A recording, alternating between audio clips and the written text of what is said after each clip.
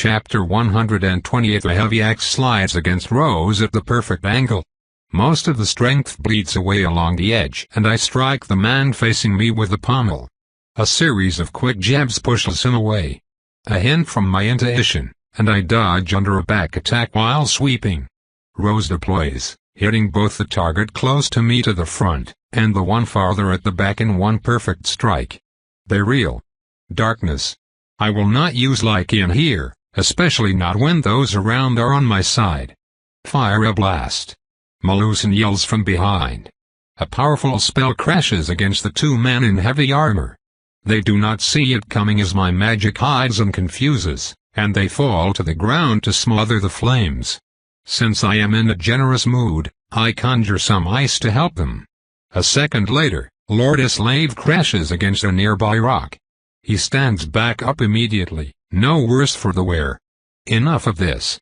I do not enjoy hitting my head against a wall, he says, his long Cossack mustache quivering with outrage. I was mistaken. His pride took a serious wound. Jarek lands next to us a moment later, symbolically helping his ally to his feet. You are correct. We enjoy too much of an advantage now. Thank you for bringing us to that point. The prideful slave grunts, then slaps Jarek on the shoulder with a bitter smile. It sounds like someone brought a sledgehammer to an ironclad's hull. I have done worse for less worthy causes. Your triumph is my triumph. Thank you, old friend. Both teams dust themselves and enjoy a tense moment of handshaking. We have trained relentlessly for 2 nights already, one team against another, and enjoyed great progress. I always thought that the curse of vampirism was our lack of inspirational spark. It appears that this flaw does not extend to combat. Indeed, Jarek's team, that is us, has made incredible progress. Jarek is the vanguard of the formation as the strongest fighter. I was informed that the vanguard's role varies from team to team depending on its composition. As far as Jarek is concerned, his role is to get into the thick of it and distribute punishment, a task he excels at. My role is to keep his back clear, which involves fighting multiple opponents. I am, in return, covered by Melusan and Vadim. Vadim fights with knives in a style that reminds me a lot of Urchin, while Melusan is one of the handful of vampire mages capable of using fire. Hers is a smoky, smoldering thing that chokes and consumes, a great tool against other creatures of the night. I use my own style to give them the openings they need to bring their might to bear. I am myself surprised at how well we work together, especially Melusan and I am instinctive and aggressive, while she is patient and decisive. She has an excellent sense of timing, and I create a lot of opportunities with the confidence that she will exploit them. Vadim is more of a lone wolf fighter who functions best when fighting at the edges of the formation, and Jarek can let go when he knows that he will not be outflanked. Our high degree of coordination is serendipitous, although we are barely scratching the surface. My understanding is also that Jarek's style tends to grow destructive when he triggers his Magna Arca, and he needs one powerful rearguard, one who can survive it, to truly let go. Our training finished for now, we check our gear and head back to the mall. The woods surrounding the gate fortress mostly consists of shrubs and small trees. It offers more than enough cover for a small force, which is what we will be facing anyway. I follow Jarek as he climbs on the guard tower, and stares wistfully at the eastern horizon. I should have brought more boats. I do not object. We still need to evacuate a handful of fledglings and recent masters who lack the training and mentality to be of much help.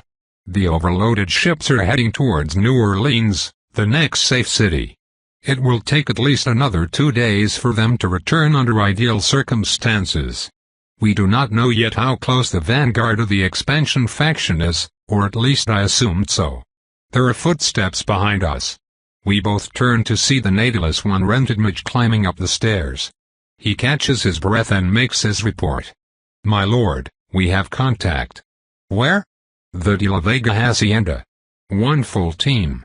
There are also rumors that gringos have gathered to the south, but I cannot say for sure. I see. Thank you. Can you and Warden Nirari stay in contact? The mage winces. She will have to be the one to contact me, on account of. He trails off. I have not publicized the existence of the earrings, so most people do not know how I avoid magical detection, and I would prefer to keep it that way. It will do, Jarek calmly says, please return to the docks. We have work to do. Curiosity and worry bloom on the mage's face. He has been in their employ for a long while, and the Nautilus remain one of the more light-handed clans around. His show of loyalty does him credit. Nevertheless, the mortal knows that we will not explain our action, and he obeys. I wait for Jarek to decide. We will sally forth, he finally says. I understand. Fortifications are of no use against vampires. As the outnumbered party, we must go on the offensive, and attempt to defeat them in detail before they can gather. Such an action presents risks without proper information, however. We go now. Well, that was decisive. I follow the Nautilus Lord downstairs and we gather once more in our respective teams. I cannot help but feel a bit upset at a course of action I perceive as rash. Most of the time, my attacks are planned. We have Europeans sniffing about the De La Vega hacienda. We go fast, we go hard, and we take them prisoners. Are we in agreement? Quite a few eyes settle on me. What? I do not devour everyone I fight. They should know this by now. We are in agreement, I say between gritted teeth. Jarek notices and smiles. I will take point. Vadim and Horatio will scout our flanks. Now, go. And we are off. We exit the mall at full speed and approach the road, then quickly angle north and west through dense forest. We are mostly silent despite our speed, and the auras of Vadim and Horatio quickly disappear from my perception. I cannot help but feel a rush of excitement, despite the danger. This will be the first battle of the war. We sprint through the difficult terrain like shadows. Lesser vampires would fear the energy expenditure of moving for hours, but we are not them. A mortal on our path would perhaps see something on the corner of his field of vision. We would be long gone before he would turn his gaze towards the unknown. It feels great to run with peers in perfect silence. It feels great to hunt with others who are worthy. More than that, it feels great to chase after the greatest of prey, ourselves. Jarek knows the path. The land around us grows more rugged until we arrive at the edge of a valley. A large compound with red tiles surrounded by whitewashed walls takes the side, with tilled fields and dependent houses taking the rest. There are no signs of our foes. Jarek waits, and our scouts soon return. Vadim and the master from Islav's team return. They use call signs to give information within human speed. Vadim detected a foe by the wall gates, and Horatio another by the dependents. Jarek turns to us and signs orders. Islav's team sprints to the side and we wait for a minute to let them get in position. Now, we rush to the main building, forfeiting stealth. A cry shows that we have been spotted, but it comes too late. We cross the gate to the hacienda's inner courtyard and find three foes, two masters on either side of a lord in full metal armor covered in runes. He drops a book he was holding. Jarek charges and smashes against the lord, who barely manages to survive a left hook to the chest, crashing against the house for his trouble. I wait for it to happen and extend my gauntlet towards the closest fighter who had been sent stumbling. She is a fencer, with a sharp foil and a dark scale armor. I cannot see her traits to her combat mask, but I can perceive from her aura that she is a strong Lancaster. Promethine. I use one of Constantine's signature spells. Red chains erupt from my gauntlet and latch on the unbalanced master's frame. I deploy only 2 and the speaker can manifest 5 times that amount, but they are difficult to cast, if cheap. Shield. She replies. I expected it. All Lancaster masters are trained war mages.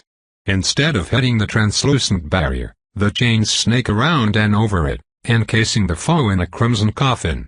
I immediately turn and block the other master's strike with Rose's Guard. The next sequence happens simultaneously. Melusin's Shieldbreaker spell crashes against the Lancaster master, sending her reeling.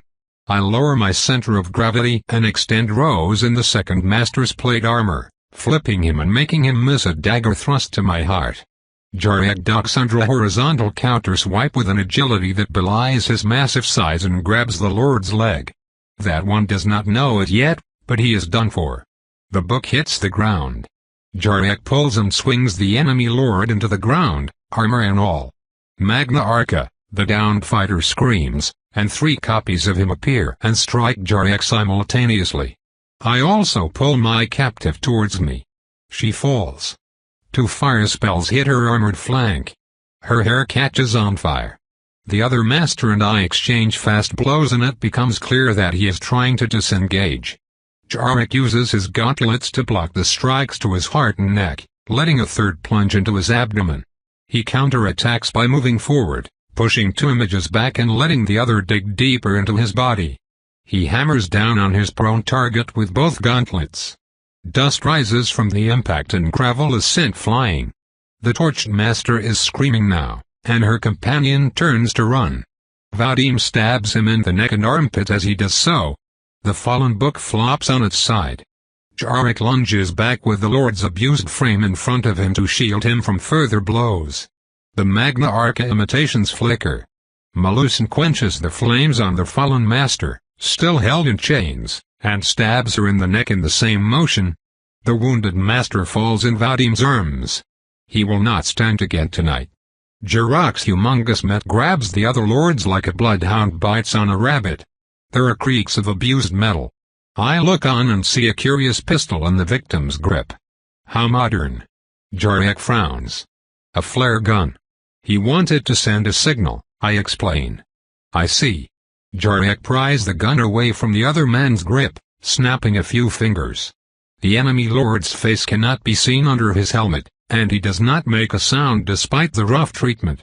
The Natalus lord considers the implement with some curiosity, raises it, and fires.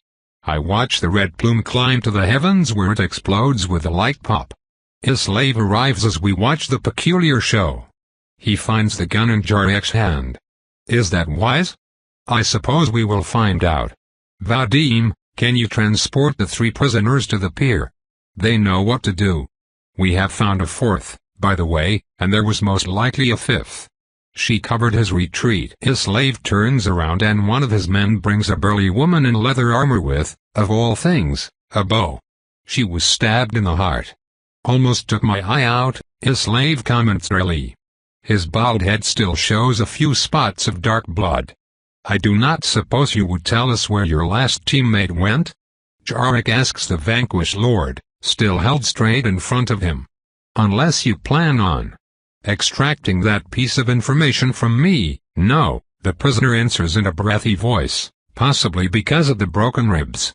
His armor is in a poor state. We are still abiding by the rules of war even if our leader does not consider you a valid faction. You know what I mean, he continues. Bertrand did not grace us with a declaration of war. He considers us as too beneath him. We are merely rebels he will bring back into the fray. Yet, the state of the hacienda shows that his soldiers have not engaged in wholesale slaughter yet. It could change, however, depending on Bertrand's mindset and our own actions. I do. And you will not be interrogated. I must still, however, disable you. Would my word not suffice? Not in this instance. I would say that I am sorry but you are attacking my land. Jarek grasps the man's helmet between his gauntlet and crushes it. There is a sharp cry, the moan of tortured metal and snapped bones, then silence. Ariane, did you want to sample him? Jarek asks as an afterthought. How very thoughtful of him. Still, I shake my head. He is your prey, not mine. I will take a few drops from the Lancaster though. I understand. Hurry up, please. His slave's team helps Vadim load the bodies on his nightmare while I pick up the defeated mage. Malusin kneels by my side. Remember, do not kill her, she asks with a hint of worry. I assure you, Malusin, if I were in the habit of breaking my word to drain annoying Lancaster witches, you would know, I hiss back. The gull. My prey tastes of old magic in the sea. As expected, she is quite strong. We were fortunate to catch them off guard, outnumbered, and separated, or the battle would have been more challenging. We would still have won, of course. We let Vadim go back to the Natalus hold loaded with bodies, and Jarek immediately leaves the inner courtyard. The reinforcements should converge here. I expect that most enemies will be south of us, but perhaps we can get lucky and run into a reconnaissance team to the north. Unfortunately, there is no time to call the base. Whatever happens, we return to the base afterward. Now go. We rush again. Jarek knows the land well and we cut through rough shrubbery to a well-traveled road snaking to the north. If a team comes from there, they will probably follow this landmark. Jarek pushes his home advantage to its maximum. A gesture, and we slow down and hide our presence on either side of the dusty road. We do not have to wait for long. I end up almost nose to nose with a fast-moving master after only a minute or two. Horrors flare all across the battlefield. The other team finds itself, once more, outnumbered. Jarek goes for their lord, who is a bald man with a hooked nose and a severe face, only wearing form-fitting clothes. He fights with strange daggers that include knuckle guards and reacts immediately, flowing smoothly under and around Jarek's assault. Their dance is deadly and patient, two masters with similar styles and centuries of battle experience. It goes poorly for the rest of the team. Within moments, a slave is mangling a tall, spear-wielding fighter, while the rest of us overwhelms the rest of them. They start a fighting retreat and, eventually, run away, but not before someone uses another flare. We give chase shortly, with the Lord using a Magna Arca that makes his body liquid and impervious to most blows. Only my intuition saves me from a painful wound. I twist on myself and a heavily enchanted javelin slides along the scales of my armor. We are attacked in the back. They must have been close-by. In moments, the dynamic of the fight changes. I rush to Melusen's help as she fends off an aggressive man wielding a sword and dagger. I cast a quick bind spell and distract him for long enough for Melusen to stab him with her foil, but the wound is not enough to take him down. It is enough for her to disengage. I attack. 3 masters rush me, but soon a slave is by my side, and so is a lady in heavy armor with 2 axes. She and a slave trade blows, him with a titanic saber and her with her brutal instruments. Their quick movements disrupt the flowing battle line. I am in my element. Chaos is perfect for me.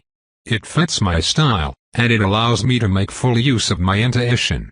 Feint low, and the blade dodged strikes another.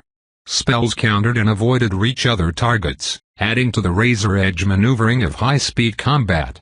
The battle is an infinitely complex ballet, as fast as lightning and as strategic as chess, an inhuman display where every moment is a painting begging to be immortalized, every motion honed by thousands, tens of thousands of hours of practice. The game of the immortals. I love it. 3 battle masters is still too much for me, and I am forced to use every trick I know to delay them. I throw knives and use blood bolts as a delaying movement. Rose extends and retracts and twirls and slices from my hand. It lives in the blood we spill together. In the heart of war, as it should be. I block a spear thrust and pull a foe towards me to use his body as a shield, then boot him away with a shot to the chest. He manages to sidestep at the last moment and I miss his heart, then duck under a spell before I can exploit the opening. One wrong move and it is all over. I do not make wrong moves, but others do. Little by little, the fighter's focus wavers and mistakes lead to glancing blows, to severed fingers, then the atrocious pain of enchanted blades and soul weapons adds to the strain of constantly having to be perfect. Unexpected techniques such as the combination of my darkness spell and Melusen's ranged attacks add to the mix until I get my chance. I allow a swordsman to land a blow on me, the blade going through my left arm guard. The counterattack almost decapitates him. Rose feeds me figments of essence from the blood I shed, a small reward for a vanquished prey. I feel something coming from behind and dodge to the side. The master attacking me is sent careening away. Take this and follow Horatio, Jarek says. He hands me something that squishes under my grip. I recognize the insensate form of the unarmored lord. His right side has been pulped. I turn around and immediately obey, following a slaves team's scout. Behind us, our 2 lords lay into the enemy to delay them. We disengage and run for it. Horatio does something and our oars flicker, then we are heading east towards the ocean and our base. Both Jarek and a slave soon join us, sporting new wounds. It takes us only 10 minutes or so to reach the mall. We enter the fortress, not that it will make much of a difference if the expansion faction's main force comes to repay us. Jarek walks up to me as I enter the wooden fort's barracks and lifts the Lord's body from my shoulder. I will return shortly. Keep your eyes opened. What if they follow us? I ask, wary of splitting our already meager forces. I am certain that they will withdraw for tonight, he answers. I glare at Jarek. Many of his actions tonight seem reckless to me, and it sets me on edge. We are at the beginning of the game, and if we are already taking desperate risks, it will not take long before we are punished for it. Intuition can only carry me so far in the face of the ineluctable. Do you trust me? Jarek says to my surprise. I will have to be honest. I did until tonight. Jarek smiles lightly, still covered in his damaged armor. A single chuckle shakes his mighty frame. I suppose that this is fair. To my surprise, he leans forward and whispers in my ear at a volume so low that not even vampires could eavesdrop. I will explain the why, but for now I need you to act naturally. This involves showing signs of discomfort. Would you grant me this boon? I do not like it. I do not like it at all, and yet I owe the Natalist Lord that much. Between his support, his training, and the help he provides John, I am in his debt. Yes. For one more night. That is all we will need. If no ships have come tomorrow, we will have to try our luck on land. I watch him leave. Jarek is tense, and he shows a fatalistic streak that I do not trust. I sincerely hope that I am mistaken. I return to Malusin as we wait for Jarek's return. The Natalist compound has several secret underground dwelling places to hide vampires in times of crisis. We were shown one yesterday, and we were informed that we would be led to another tonight as well. This was my first vampire battle, Malusin admits as we wait by a log wall, alone. What do you think? I ask. I feel more at ease in an office, taking notes while eavesdropping on a board of directors meeting. My bloodline favors the subtle influence one can wield upon mortals. Your charm is decent despite your upbringing. This twit. And so you can understand the traits of the subtle arts. We Lancasters have long been compared to spiders sitting at the center of the webs. I am sure that you can see why. You have hairy legs. No need to be crass. Our satisfaction derives more from clever plays than from violent, direct hunts. Not like you. No barbs? She must be concerned. You look different when you are in the middle of battle. Most of the time, you appear reserved. Not so much demure as distant. I watched you fight in a true battle and you are so alive. The smiles. The bared fangs. I think I understand more how we are similar, yet apart. You do not enjoy being on the edge. Winning? I ask with some curiosity. She considers my question in silence for a moment. The fort is so quiet around us, and the others have split up after a lookout was designed. I enjoy winning, but not particularly the process leading to it. We are fortunate that I endeavored to keep myself battle-ready throughout the years, and still timing spells and keeping your foes from your back took every ounce of concentration I possessed. Fending off that master with my blade got the blood pumping, if you will forgive me the expression, but not that much. I see. Did you know it would be like that before you volunteered to join me? This time, she does not hesitate. I volunteered to join you because the vagaries of war made me wary, and facing your fears directly is still the best way to conquer them. She hesitates, then continues. And also because if you die here, I will have to deal with another warden, and I cannot count on you not to fall. Really? I scoff. Does my record not speak for itself? Let us see. Charging into a fiery inferno and ranks of Gabrielites with dubious allies? It was the best way. And I did save you. Getting trialed and tortured? That was Anatole's fault. Stabbed in the heart in a duel after less than 6 months of life? That was Jimena. You were almost swallowed by a mutant alligator. Operative word, almost. And almost roasted by sunlight? Twice? That doesn't count. And the pigs. For the love of the Watcher, leave the pigs out of this. My point, my dear warden, is that for someone who claims to avoid death, he certainly gives you quite a few courtesy visits. Hey. Well. Perhaps you do have a point. We remain in silence for a while, until a revelation finally dawns on my tired brain. Wait. Did you come here to protect me? You know what I want presently? Melusan asks me all of a sudden. I cannot help but observe that she ignored my question. What do you want? I ask. Jarek. I glare. Is that a jest? Would you mind spending the night alone? I have things on my mind. Hussy. Shameless harlot. We do not all have provincial European lords to entertain us in bed, Ariane. Speaking of which. Jarek returns, his eyes distant. Melusan steps away from the wall and struts confidently to the natalist warrior. My lord, there was something I wanted your opinion on, before dawn, if you were so inclined, she calmly declares. That would be her chest. Definitely her chest. Why, certainly. I was just about to show everyone to their quarters. It appears that I will spend the day alone. I wake up in a secured steel sarcophagus hidden behind a false wall, hidden behind a shelf, hidden under a trapdoor, hidden in the middle of the fields. I make my way through rows of supplies left here as a distraction, and grab some water from the barrel for a bit of cleaning. I then proceed to scream when another false wall rolls down. Those are purely mechanical, so I did not detect it through my magical sense. Do I come at a bad time? Jarek says as he pokes his head out of a narrow tunnel. Get out. 5 minutes later, and now properly armored, I invite him in, and we sit across a simple table in the center of the refuge. My apologies. If it is any comfort, I have seen a lot of naked bodies in my days. This is no comfort at all. Let us focus on the matter at hand. I have great news. The Spirit of Dalton just came to port. What? Already? It should be impossible. My understanding is that their steam engine received a large supply of magical fuel just before they left. Your mages, as well as a few volunteers gathered by Safar, have managed to push it beyond what should be possible. I bet they must have messed up something. They did. Your mages are all exhausted as well. On the other hand, this gives me some leeway in what will follow. I assume that you have found some of my actions questionable. Over the past few days.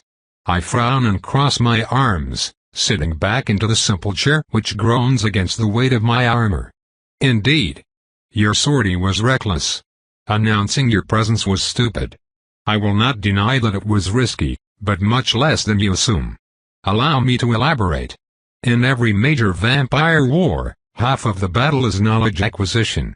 Outmatched factions win if they find where to strike and how. There are several famous examples throughout history.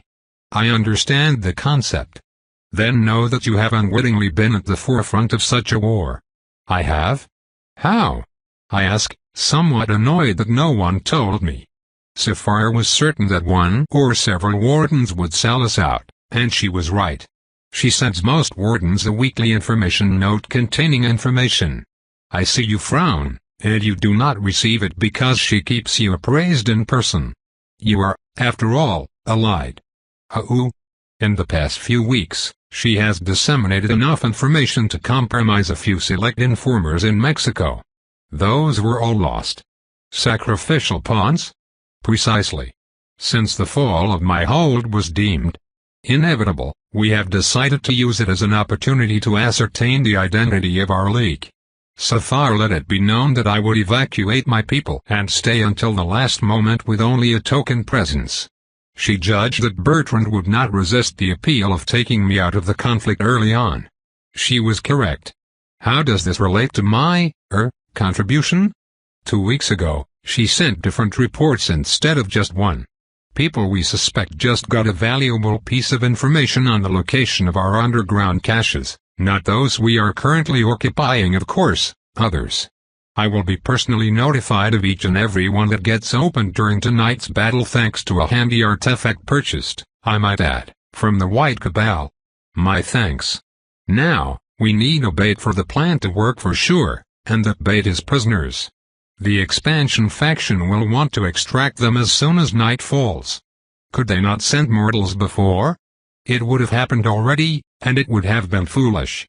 It takes hours for mortals to find the exact location of the caches, and then, no one with half a brain will go underground in a vampire base. Not if they have a shred of common sense. In any case, the caches will be breached shortly after dusk, then we will know the identity of the culprit or culprits. Bertrand could decide to delay it. Like all plans, this one has a chance of failing. Nevertheless, we must try, and I am confident in this one. You see, Safar understands Bertrand. He is a man who must appear to be strong in order to lead that unruly pack of Hierophants and Sybarites he calls a faction. Losing 2 lords of the first battle is not something that he can tolerate. He will go to any lengths to repair that outrage. Including placing his trust in a backstabber? Precisely. From his perspective, it costs him nothing. Even if he suspects foul play, the safety of the traitor will mean little to him. Bertrand abhors those who switch sides in times of peril. Fair enough. You still haven't. Jarek raises a hand to interrupt me. I am giving you the full background for a reason, Ariane of the Nirari. Be silent. I am a bit chastised. Jarek never loses his patience with me. You are a known quantity for Bertrand. Your survival in Sweden and France irked him. He will want to handle you personally. As such, all of his faction knows of you, and your presence was reported in yesterday's battle. This is why I asked for your presence. This is also why I attacked the scouting parties. And yes, I knew where the scouting parties would be. I did not act at random. Do not ask me how. Fair enough. By being present, you revealed that Bertrand's information was not entirely accurate. This bought us enough time to finish evacuation while he regroups and prepares. At a high risk to myself. I give you my word that I will cover your retreat. I stop at that. Does he mean that he will? No, I cannot accept this. We need you. We need to win. Victory takes sacrifices. If I am not captured, Bertrand will look for the causes of his failure, and he might find them. He must win today so that we may all win tomorrow. I glare, because I finally realized something. You never intended to leave. I made myself a promise.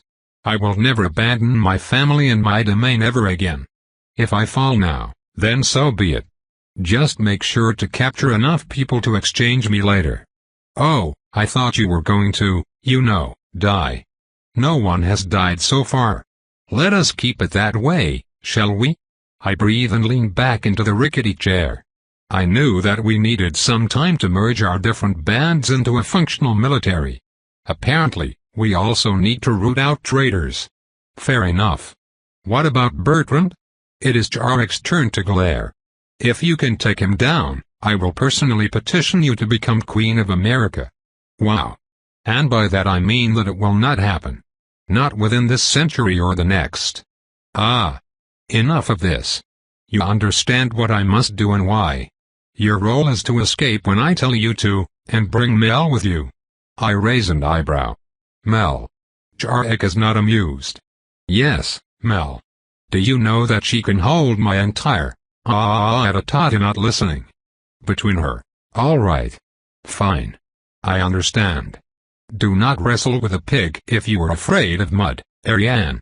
I grumble something, but I know when I have been defeated. As I was saying before your constant interruptions, you must wait for my information, then leave however you can. Board your ship if possible, otherwise go by land. Our time will be short. I understand. Good. I had a slaves team board via sarcophagus, so it will be you, Mel, and me. I will come and get you just before night. I nod, and he leaves. This all feels like a gambit I had no idea I would play. I should have expected my allies to use me as a tool, and I cannot blame them. Of course, Safar would not share with me information that I do not need. Of course, Jarek would do the same. The stakes are too high for us to use half measures. It still pains me to realize that despite my efforts, I amount to little more than a pawn in this age-old game. A large pawn, I suppose, a bishop or a knight perhaps, but still a piece on the board. I could get angry and ask for more, but I do not have the heart. I want to win more than I want to understand. It will still be time to grow afterward. I spend the rest of the afternoon preparing my weapons. Are you ready? Jarek asks. We can feel it. The sun is setting. The last rays of crimson light drift away from the land. Our time is almost here. It is night. We burst out of the cache. We merely need to last long enough for the trap to work. We now stand near a large boulder surrounded by fallow fields, with the port and welcome shape of the Dalton Spirit to the right. Just as I rush out, I freeze in my tracks in surprise, and so does Melusan. Only Jarek seems unaffected. I have seen vampires being grandiose, being determined, and being brilliant. I had never before witnessed vampires being systematic. Every 500 yards in every direction, a sarcophagus has been planted into the ground. As we watch, perhaps 30 fighters emerge from them all across the Nautilus hold. We are vastly, vastly outnumbered.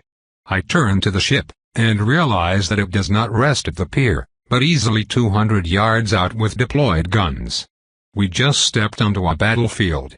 And a massive crimson veil the size of a village, falls down to trap us in. Go. We follow Jarek at breakneck speed to the obvious core of the ritual trapping us in. 10 mages stand in a circle with battle masters quickly assembling between us and them.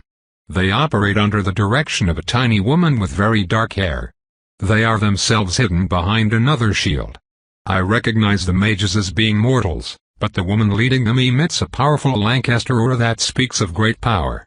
Can you two breach the shield? Jarek asks. We have not been intercepted yet.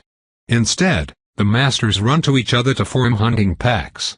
My first answer is to say, absolutely not. We are 2 mages against 11 entrenched ones, led by a clear archmage lady who is even now looking at us come to her with clear amusement. And then, I realize that I am too hasty. There is one thing I still have. I can. You can. Melusan screams by my side. Do you know who that is? Only one of the most powerful Lancaster alive. I can, I assure her, just get me close enough. The masters arrayed before us form a single line bristling with soul weapons and spells and enchanted pieces of gear. Jarek accelerates beyond anything I thought possible and crashes into them, sending them reeling through sheer inertia. Many of the masters bump harmlessly against the shield before sliding down. It did not even waver. As Jarek and Melusan fend off attackers, I approach and take out a flare gun from one of my smaller holsters, firing it against the shield. The burst of blue light rises high as the skies, past the red barrier holding us in. As expected, the obstacle only affects vampires, not magic or things. The Lancaster lady smiles broadly, baring her fangs. Her condescending gaze turns to Melusan, who is now bleeding heavily from her right arm after an unfavorable exchange. You keep strange company, descendant of mine. I will have to discipline you thoroughly when we are done here. Was this supposed to accomplish anything? Actually, I say, interrupting her, it was more a code than a true attack. The possibility of defeat never enters her mind, and so she bends a bit forward and asks me with the tone of the teacher humoring the class idiot. And what kind of code are we talking about? Behind us, 3 very loud, very recognizable detonations make the air tremble. Inverter, it means fire for effect. I absolutely love the way her arrogant expression melts into outrage and fear as the incendiary projectile devastates her shield, opening it, and sending all 10 mages to the ground with bleeding eyes and ears. You will pay for this. She screams as she tries to protect them from the spreading flames. The dome fragments and disintegrates. You have run afoul of the dread pirate Ari. No time for this. Jarek screams, here, take it. He gives me a strange circular object that looks like a canister with spaces left to right. Only one of the 5 spaces has letters on it, red as blood. The identity of the traitor. I grab it and place it in my powder charge satchel, but we are too late. We are surrounded. The master packs have gathered around and lords have joined the fray. The auras around us burn with anger and aggression. It can only end one way, someone says. I keep quiet as Jarek steps forward, alone. He slowly unbuckles his shoulder plate and lets it fall to the ground with a loud thud. Dust rises from the sleeping earth. You were right, it can only end one way. One more Nautilus will fall tonight, outnumbered, because we are too dumb and too naive to see from whence the wind blows. It is already over. I cannot win. The second pauldron and his chest plate join the growing pile at his feet. With that said, I am also dumb enough to have reservations about this whole affair. You see, one should not trample on another one's home without some retribution, without some foretaste of the reckoning that will come one future night for the actions of this one. And there will be a reckoning, and I tell you now, I will be there for it. Enough theatrics, old man, fight, or do not fight. I never said there would be a fight. At least, not for you. Magna Arca. Pressure. Crushing, overwhelming pressure. I gasp, hiccup, fall to my knees. Melusan collapses. The masters struggle and lurch. Only Jarek remains standing. The very air turns blurry. I want to speak, to tell him to stop. I cannot. How is this possible? How can this power compare to that of others? How can there be such a gap between lords? Jarek is a bloody monster. You need to leave, Ariane. Take Melusan with you, I will open the way. It takes all my effort to climb back to my feet and help Melusan to hers. We lumber to the line of fighters before us. Jarek contemptuously sweeps his hand to the side, and the shadow of a giant's limb swats them, sending them flying like so many pins. We go through. I turn around one last time to see Jarek step calmly to someone in the distance. I see a warrior in a crimson plate armor with a battle mask that looks like a theater prop, complete with a beard of wrought silver steel. None other can stand before the two of them. The man in red materializes a massive, two-handed war axe as dark as the void. Magna Arca. Strings, strange veins cover his body until even the plate he wears gains an organic quality that dead materials should not have. The two titans smash into each other, sending shockwaves across the battlefields. Masters are pushed away, lords walk back. Jarek and the man I recognize as Bertrand are forces of nature. We cannot make a difference in that struggle. Melusan and I finally exit the area of effect of their combined powers. We sprint away without a word. One team managed to circumvent the colossal fight. They're after us. We take the northern exit to the hold with them after us. Cover? Melusan asks. Darkness, I immediately say. A cloud of blindness and silence spreads around us. Inferno. A line of crimson extends behind us, slightly longer on one side than the other. Flames rise up as high as 3 men as we make our escape, or try to. I feel it. The most powerful aura behind us is the first to cross the hurdle, soon followed by others. The multiple foes disappear from my perception as they accelerate towards us. Scouts. They have been selected for speed and discretion, and Melusan is wounded, slower. We keep going and I wait for the inevitable. I do not have to wait long. Pushing my intuition to its maximum, I twist on myself and cast. The master sneaking on us shows no trace of surprise as they slow down, bodies covered by a nebulous cloak that hides their features. Promethine. The first chain forces a dodge, the second strikes right where I knew they would dodge. They still avoid it by collapsing on themselves in a strange motion. Rose hits them clear in the chest, doing catastrophic damage. The downside of speed is lousy armor, and it shows. My lucky hit takes them out of the fight. Darkness, I say immediately, and my trap works. Another attacker is goaded into rushing forward, unaware that Melusan and I have reversed course. Fire bolt. Blood bolt. We time our spells and strikes to overwhelm her quickly. On a heavily armored opponent, such light attacks would not distract them enough to justify the wasted motion. On the leather-armored woman after us, however, the result is immediate. Her gear is not up to the task and she is soon covered in painful wounds. We disable her just as the last master and the lady emerge from the woods. The master wears a mask and dark cloth armor, with a sinuous build and twin masses in his hands. The lady's garb is different, with plenty of pockets and harnesses. Her light build and average beauty gives her a forgettable look that I am certain she uses for spying.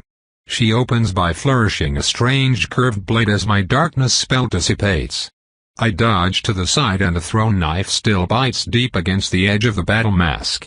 I block the next two with an arm guard, preventing them from drawing blood. I soon have to forfeit defending Melusan in favor of saving myself. Thankfully, she is healed enough to use her foil again. The lady is a Hastings, and the only saving grace here as our speeds are almost evenly matched. The issue is that she clearly knows how to fight fast opponents, and I am immediately hard-pressed. Distractions, tricks, and misdirection are her main weapons. Without my intuition, I would have fallen in 10 exchanges. As it is, I am barely hanging there by the skin of my teeth by using her own daggers against her in every spell in my repertoire. I cast a bind, then a flay and force her back, only for her to throw enchanted bolas that I have to fend off with my claws. Her ability to distract does not even anger me. In fact, I am quite impressed. Worthy prey. Smart hunter. I will take her down yet. I keep changing tactics to prevent her from adapting too much. I keep at a distance and pepper her with bolts, but she wears enchanted mail under her dark coveralls, and the attack fails to pierce. I charge her and we exchange fast blows. I am outmatched. Close quarter is clearly her domain of expertise. I receive a deep slash on my right thigh for my trouble. A point-blank range flay spell forces her back and I use Rose at medium range to pressure her. It works. My training with Nami is paying off intensely as she has taught me how to keep someone back, being an expert at it herself. I strike where she will be instead of where she is, and use Rose's ability to expand to its full potential. She is pushed back and is running out of tricks. I even force a magical explosion on her flank when one of my bolts hits something she had gone to grab, her pockets working against her now. Show me more, little prey. She appears to disengage and throws her last dagger at me. Her tactic works against her when I grab one from the air and send it against the back of the enemy master, helping a struggling Melusan. Magna Arca. She disappears. Hours upon hours of ingrained practice let me react before I can even think. I retract Rose and place her before me, close my eyes, and focus on my intuition. The strain is immense, yet I succeed once more. Right and behind.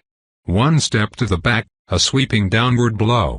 The lady stumbles back with her chest cleaved diagonally. Surprise finally shows on her face and she falls on her back, her heart still intact, but her innards spilling on the black earth.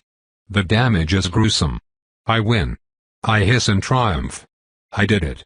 I disabled a lady. And a real, my aura flares. The sensation defies description, like a volcano or a pot boiling over. It escapes my control. My own aura escapes my control. The absolute impossibility of this fact stuns me and forces me to my knees as all my strength flees in the air. What? Is that an attack? But no. Dark roots and spiked tendrils erupt from the earth, from rocks, they surround me and twist as they search for prey. They find blood but I did not call them.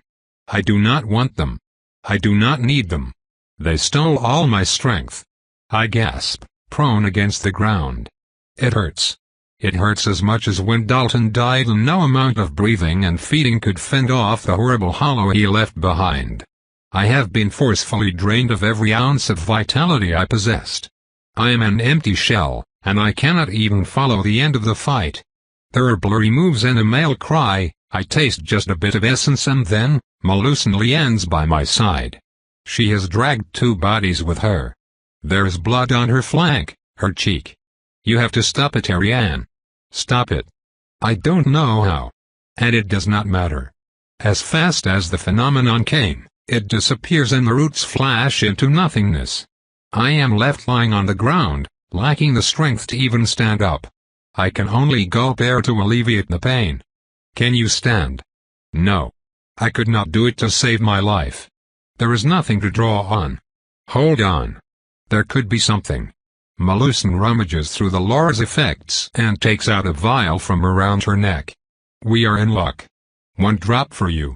Pain. Humiliation. Shackles that never fall. I want to die.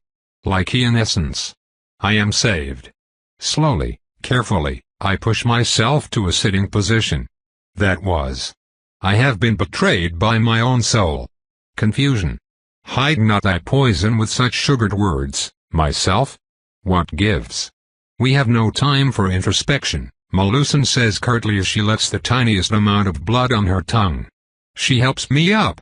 Wait, please, the lady says. She has one more wound on her leg where Root grabbed her. Let me have the rest, so that I bring my team to safety, lest the sun takes us. Will you not be found? Night has just fallen. I would rather not rely on it. You would have my gratitude, and I promise not to pursue you this night and the next. Melusan shrugs. I nod. All right. We help her and leave immediately. Fortunately, no other team follows us and we race northward along the shore. I finally find a suitable spot in Melusan and I create a spell circle to hide ourselves from basic tracking. I use a two-way beacon to try and reach image on the spirit of Dalton. Felix, is that you? We need you to come get us. The man yawns, obviously exhausted. Okay, he says, then breaks the spell. HSSS. One day, you will have to let go of your anger, Ariane. Accept that the word is here to stay. Never. Only a few minutes later, my ship sails before us. A rowing boat is pulled down and sailors drive it close to the shore. A standing figure with a nice mustache and twin revolvers on his hips tips his hat as we approach. You ladies need a ride. Chapter 129 Boston, December 2, 1861. We may begin, the speaker says. I find it hard to gauge the mood of an assembly of people whose survival depends on self-control, and yet I can taste concern in the air. One of us has had less need to manage their own emotion on account of being powerful from the start. I do not believe that I had ever seen Constantine angry before. Before anything else, we have an unfortunate affair to resolve. Safar, if you will. Thank you, speaker. She smiles, like the cat who caught the bird that had been flitting around him. She makes no secret of her satisfaction. We have found a traitor in our midst, one who has sent detailed military information to our foes. I did not think that immobile people could grow even more immobile. The absence of motion in this room now defies the very laws of physics. A few weeks ago. Safar goes on to explain her ploy, how she sent different cache locations to different lords to see which ones would be breached. A few of the lords tilt their head, and I know that those are more curious than worried now. And someone fell into the trap. The location of the breached cache was sent to only one person. Lord Yan? I have come to bear witness to Safar's moment of triumph. For 3 weeks now, the tall, hawkish man and the petite blonde have engaged in a complex diplomatic dance with the prize being the conduct of the war. Yan leads the minority group preventing the majority of vampires from supporting the Union. Some of the recalcitrants have firm ideas about racial hierarchy. Others see no way for their holdings to survive the end of slavery in decent shapes. The last few, however, are mercenaries who consider the crisis as an opportunity to sell their votes. If the deadlock continues, our faction will be forced to pay them an astronomical price for their allegiance. If it breaks, they will have gained nothing but our resentment. Theirs is a dangerous gamble. They do not seem to care. Yan leads them. As Safar expected, the man believes himself as too smart for his own good, typical of those whose intellect only shines in the company of their lessers. He has looked down upon our community, and now the community has come to give back, in the person of a miffed progenitor. Those are lies, shameless lies. If this is all, Constantine's voice barely rises, and yet every other sound is silenced. I have borne witness to the setting of the trap. I have verified the artifact myself. Jarek sacrificed himself so that we would know the name of those who sold us out. You were generously granted confidential information that our enemies obtained, Yan, information that they could not have discovered on their own. How can you be so sure? Constantine's fist smacks against the liquid stone table. Its surface turns into a forest of glistening spikes, though none come to pierce his skin. Yan stops talking. No games. No stupid denials. This is no mortal court of law in a peddling village, Yan. The next words coming out of your mouth will be a proper explanation, or I will exact the sentence here and now. The speaker's unyielding manners remove the bluster from Yan, but not the pride. You have no way of proving my guilt. The message could have been intercepted, or one of my subordinates, a level above us. There is a facility, Constantine interrupts yet again, dedicated to extracting the truth from beings to whom the mercy of death has been denied. The accusations laid against you are grave, Yan. Do not waste my time. I know of this facility very well. My fingers twitches. Behind me, Malusin's hand presses against my back, out of sight of the others. I almost want Yan to keep denying. The little prick deserves it. Eventually, he realizes that his bluff is called. All right, I admit to sharing the message, but it was not for their benefit. You see, 10, 20, 30 bloody chains of cruel magic erupt from Constantine and the walls. They cover the rebellious lord with blinding speed and through overwhelming numbers. To me, they feel alive. They move organically like so many snakes. If Medusa was real, her hair would be like that. And Yan is caught in it. The numerous slithering restraints tighten around the man as he mutters something. In a way, Constantine showed generosity. If he were innocent or misled, he could have used the opportunity to defend himself efficiently. Yan was neither innocent, nor misled. He was greedy. The chains contract, then dismember him. A purple light. Ash. The death of a lord. Just like that. Silence rules while we all feign indifference with varying degrees of success. Eventually, all eyes now fall on the most awkward member of our congregation, Yan II. He is the only younger master among us. His voice breaks the silence. Could you hold off killing me for a minute? I want to enjoy that smarmy bastard's death. I have a use for him, Safar declares, probably saving his life. The nest of angry chains rattles in the air, their heavy links ignoring gravity altogether. I realize that more chains stand from the speaker's back, those black and void. I see a blade and a weight on either end. Chains? What a curious soul weapon. I will consent to sparing his life if he proves himself useful to our cause. Now, for the vote. With Yan II reversing his position, we go one more round, and I almost expect his block to remain entrenched. It appears, however, that the opportunists in the secession camp have felt the winds of change, and they vote with us. It could have been the remains of their leader still staining the table. In any case, the majority of 2/3 has been reached. Constantine allows the warden of Carolina to make a small declaration, and he announces that, in short, he will be heading out to new lands where proper racial order is still the norm. Constantine allows him to leave while his second immediately becomes the de facto leader. The deadlock has been resolved. Henceforth, the Accords will work in the shadows to bring this war to a swift and decisive conclusion.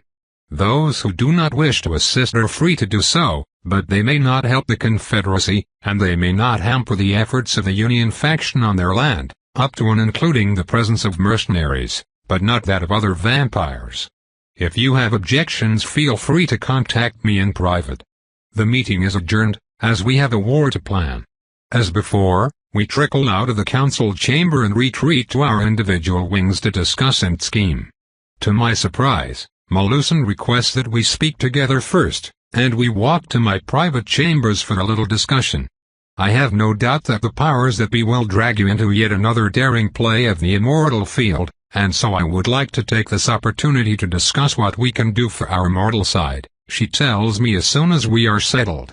I frown. We are already supplying many regiments with superior weapons, not to mention the better guns. We have already solved a lot of mobility issues. And this is all well and good, but you are always thinking at squad level. Ariane, you have always fought skirmishes with 100 combatants or less, where tactics and superior gear makes a difference. That is not entirely true, I pout, but she is not done.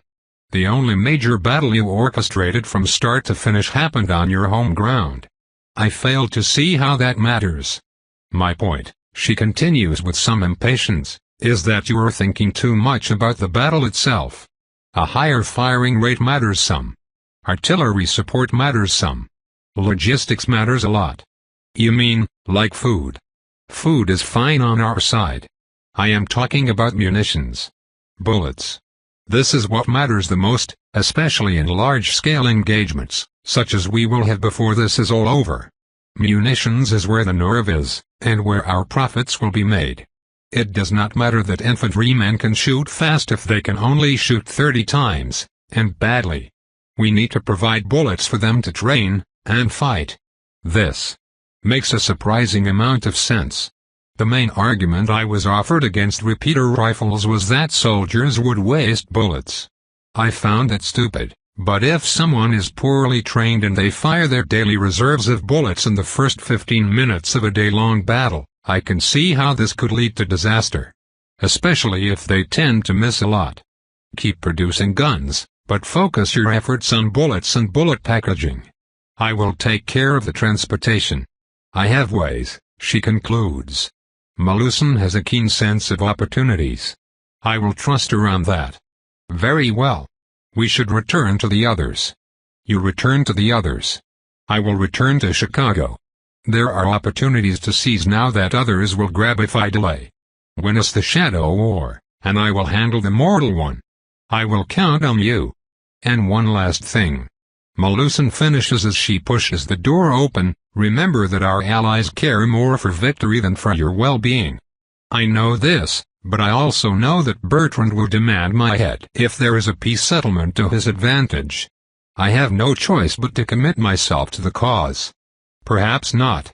Bertrand has a vision, and he is not an emotional creature. The reason why he sought your demise was one of convenience, and he is now after you because your continued survival illustrates his failure. Your death only matters to him insofar as he must make a point. Safar might be right, or she might be trying to keep you firmly on her side. You think she would lie to me? I think she would present the information that encourages you to remain firmly on her side.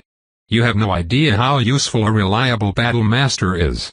She can deploy you without fear of betrayal or second-guessing. You know what the reward for competent work is.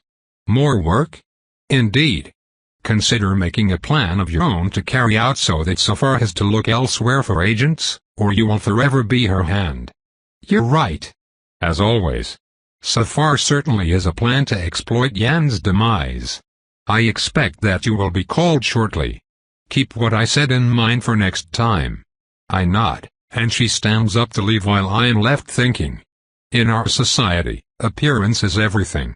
I must strike a delicate balance between contributing to the war efforts, and being perceived as more than Safar's stooge.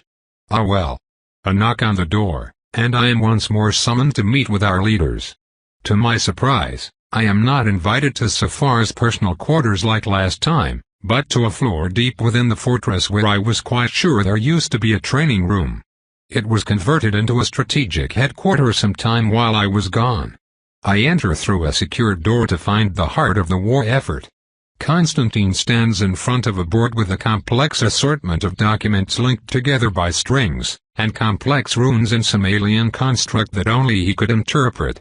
Safar and two of the Cadiz lords, Saron and Suarez, inspect the massive map set on a central table. The walls of naked stone and blue magical lights lend the room a strange air, as on the map, the mundane and the secret mix. Two conflicts, 4 sides, and extremely high stakes. For the first time and forever, my intuition activates outside of combat. I see the tiny dots showing troop concentrations superimposed with stylized chess pieces representing major vampire squads.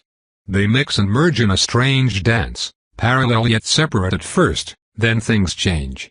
Then blue dots merge around the black ones, and some of the gray come as well. White, red, and black dots join the insane dance to form a defensive vortex, for something has come upon the map. A gray mass of viscous fluid spreads across the land like a vile mold. It starts in villages, in faraway places, and on forgotten battlefields, of which there will be many. It feeds upon the dead and dying. It harvests the forgotten, those who have been cut off. It spreads silently through remote valleys until all elements gather into an unstoppable tide, one of teeth and gnawing bones. It is too late then, too late. They will eat until nothing is left, while the eyes and blades of man are turned on each other. Yes. This is right. Ariane. I blink. Everyone is staring at me. Yes? You have the gift of prophecy?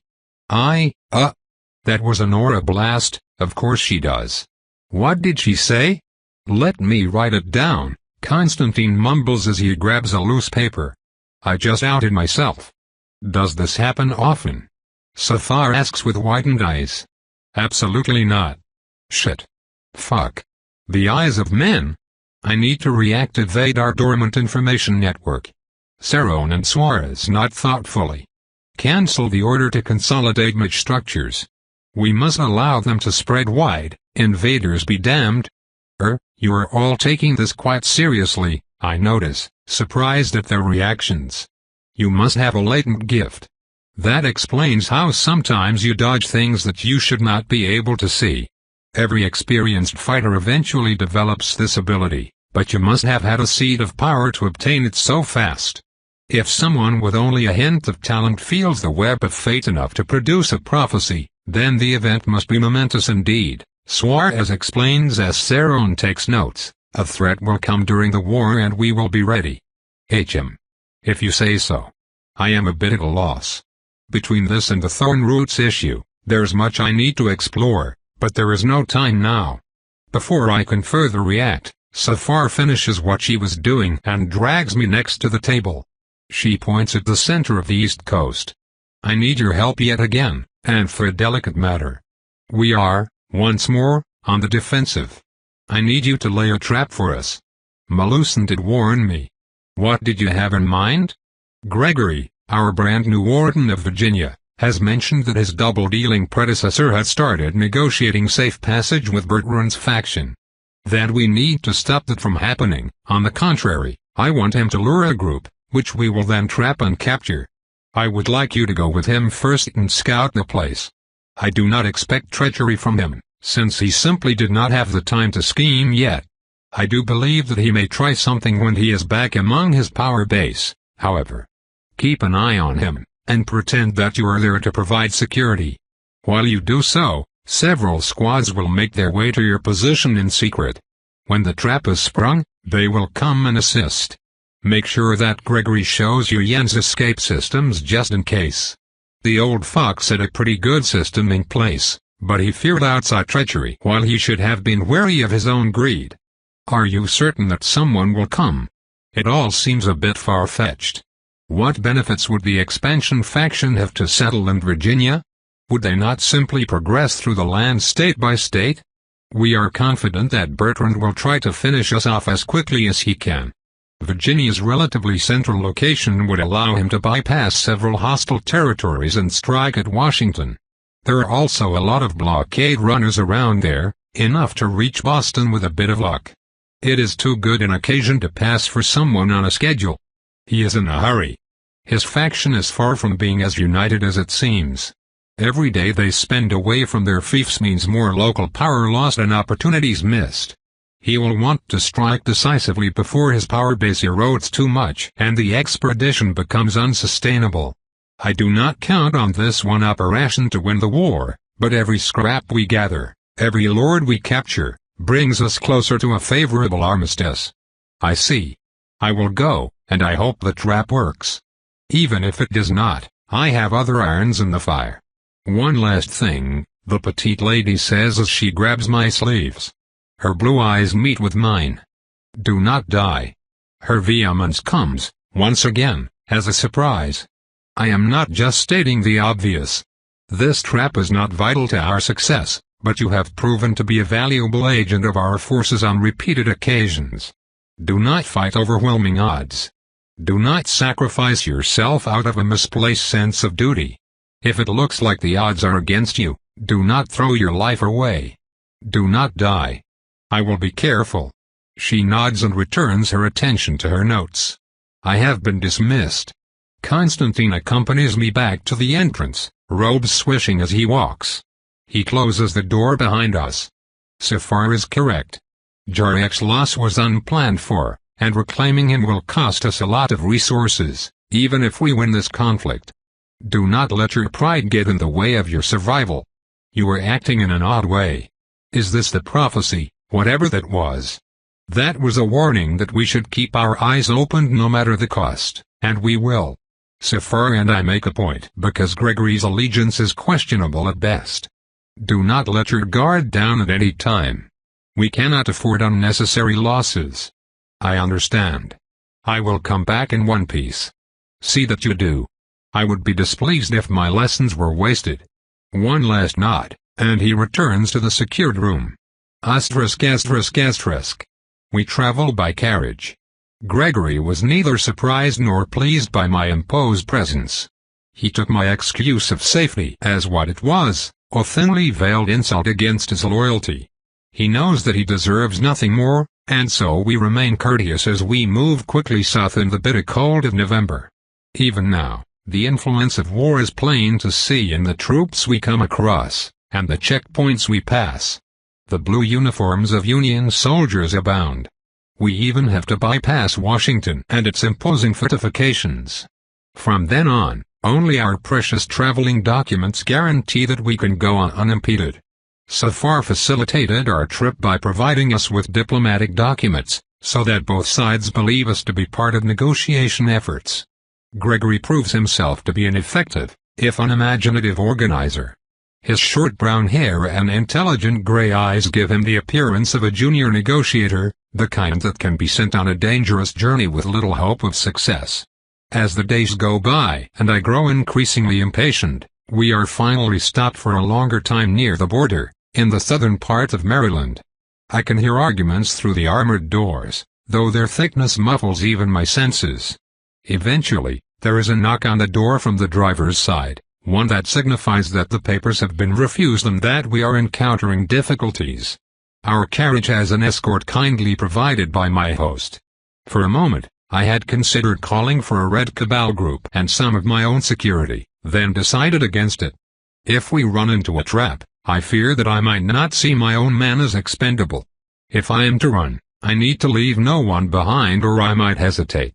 As for my safety during the day, I have prepared precautions, one of which being my old sarcophagus made by Loth and further reinforced by Constantine himself, at my request.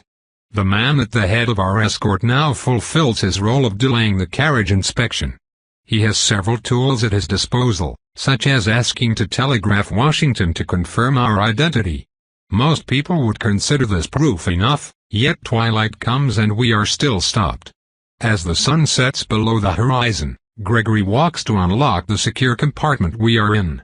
It would take a lot to destroy it, but we are still relatively vulnerable during transport. No sooner is the door unlocked than a clamor sounds from outside, and a man is allowed to clamber in. I take in a youthful appearance, a mustache, stubble, and the typical uniform of the Union Cavalry Corps. Our little intruder has 2 cross swords on his kepi as well as the emblematic saber of mounted troops, complete with a heavy cloak to protect him from the frigid temperatures. He keeps his blade sheathed, for now. Gregory and I sit at a table, looking on as the little mortal struts in. Some diplomatic mission this is, they have a pretty lady in here. The young one smells of anger and pride. Gregory TSKS, the intrusion on his territory made more frustrating by our guest's poor manners. He has to react. My men must have produced the proper documentation. Do you have cause to delay us? A group of negotiators between the rebels and us? At this time of the year? I don't think so. And that is why, Gregory deadpans, you are a cavalryman, and not a diplomat. The brash young one takes a step forward as Gregory rises to meet him. The Roland Master's graceful movement takes some wind off the young one's sails, and his arrogance further deflates when he notices the knife, currently in its holster. Gregory's sheer confidence and a hint of charm are enough to force a step back. You should know when you are in over your head, boy. The point is hammered home. Enough of this, get out of there, Peter, another voice says from outside. Now, someone else climbs to join us as the soldier steps down. I notice the broad brim hat of a cavalry officer. His countenance is calmer, and colder, than that of his subordinate. A pair of blue eyes settle on both of us in turn. Frost clings to his sideburns. I find myself curious as to why he would make trouble for himself. A moment later and I know why. He wears a crucifix which even now emits a powerful deterrent. He does not approach us. Interesting.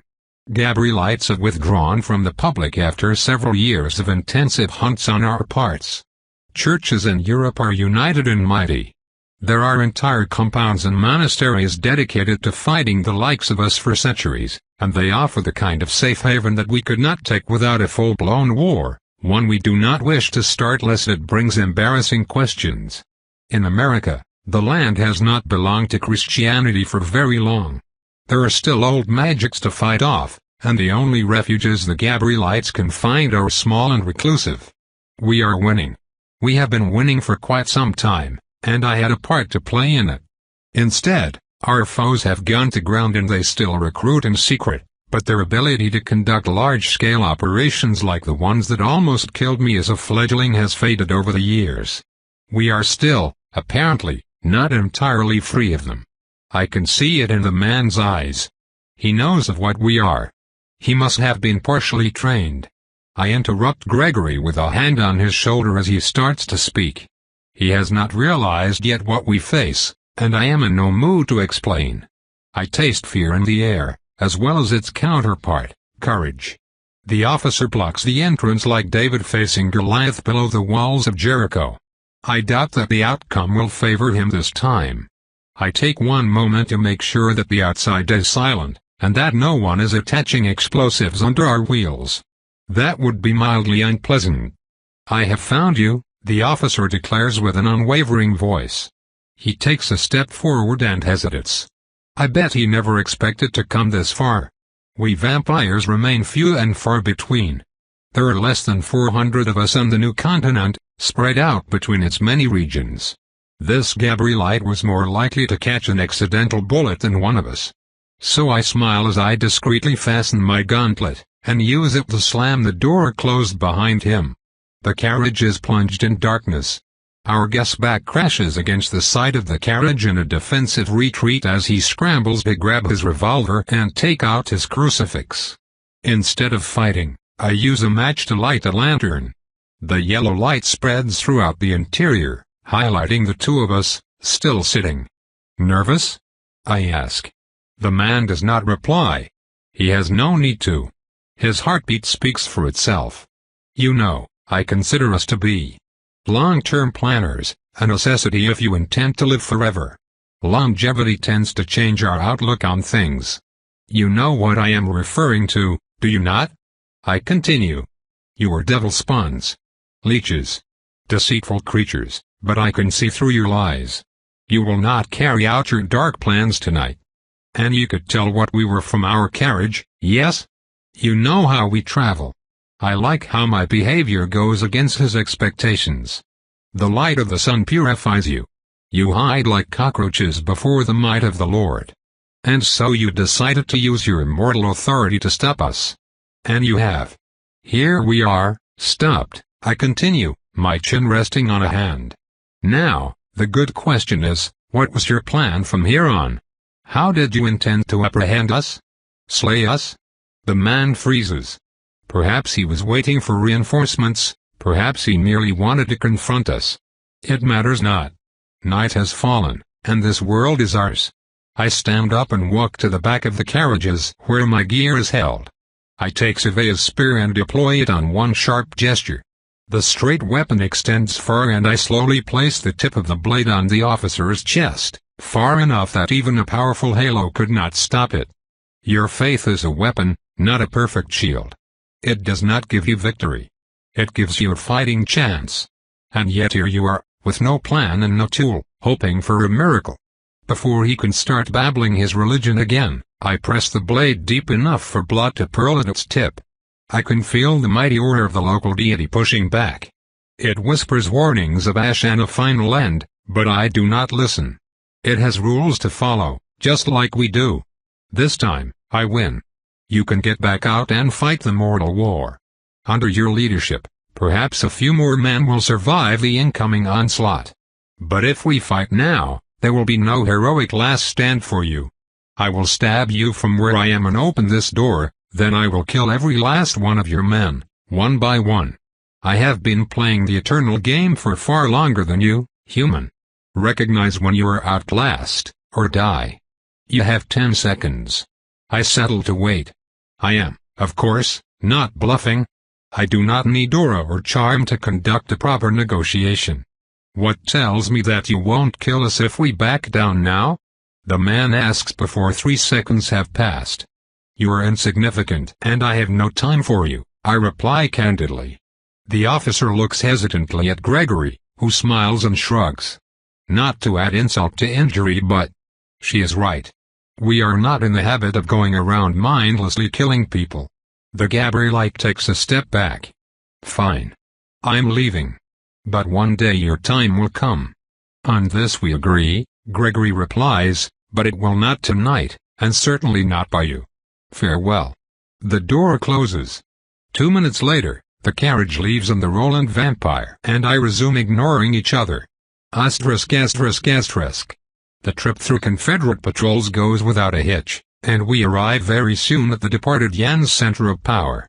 This late in the year, most of the roads are snow and mud, but even I can tell that the dead Roland Lord made a genuine effort to make his little corner of the world pleasant.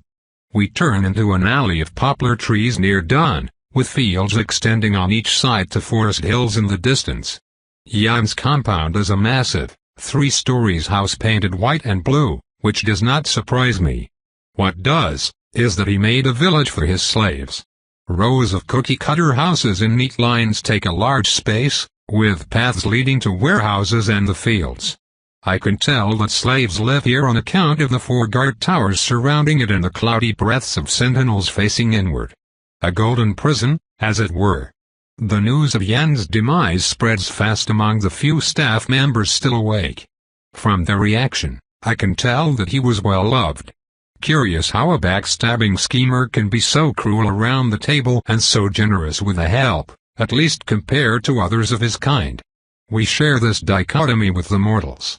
It would make it hard for me to dislike the departed if he had not planned to help a man who intends to have me made into an example. My occupation of their previous master's quarters generates a reaction so intense that I fear I may have to impose upon them that they have no choice on the matter. Eventually, Gregory manages to calm them enough that I am allowed to move in, but I refrain from ordering hot water, lest I find saliva in it and be forced to execute someone on the first night. It takes me half an hour to identify all the defenses I can activate before falling into slumber.